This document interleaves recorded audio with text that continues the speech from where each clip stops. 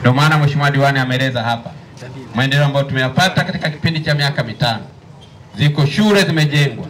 Leo nimetoka hapa, nimekuta shule mpya nzuri ya kisasa ya shule za msingi imejengwa ndani ya kata yetu. Yenye thamani ya zaidi ya milioni 350 na wanafunzi wanasoma, chekechea wanasoma, madarasa ni mazuri na wananchi wameshukuru kwa sababu Dr. Samia Suluhu amefanya kazi kubwa. Sote tunafahamu kwamba wilaya yetu hii sasa ina hadhi ya kuwa manispaa.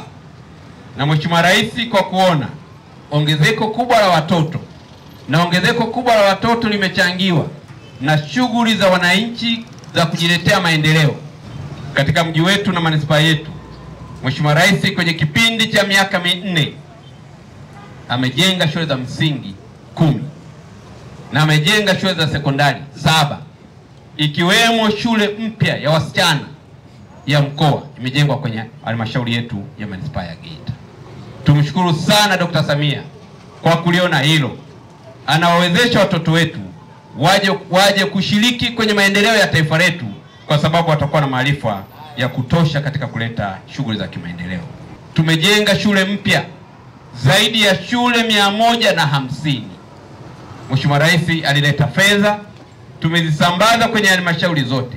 Ukienda Nyang'hwale utakutana shule mpya zaidi ya shule 15. Ukienda Chato utakutana shule mpya zaidi ya shule 15. Ukienda Mbogwe the same. Ukienda Bukombe the same.